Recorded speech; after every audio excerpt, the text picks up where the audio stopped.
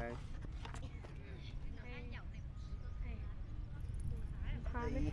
Khoai hết cả. Chủ hay rủ. Nghe tự nhiên cái ăn chó chăn này hả? Chăn chăn tí tí mà hiếm khi được ở gần nhau mà đây. Đây. Tí tí nha anh lấy nét nó nào đấy.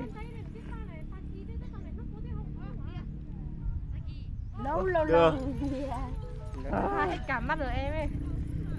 Chỗ anh muốn khoai hết cả mắt. Đấy ảnh máy này trông thật hơn. Từng lúc ruồi còn nhìn thấy đi tưởng.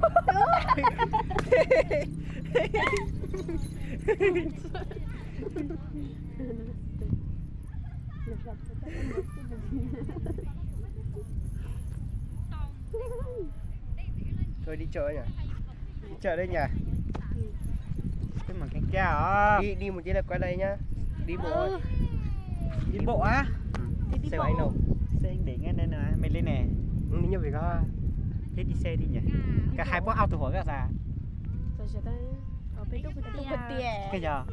Bên đây cũng toán để anh nhớ tôi chứ. Mà em bắt bộ thật mà. Vác bộ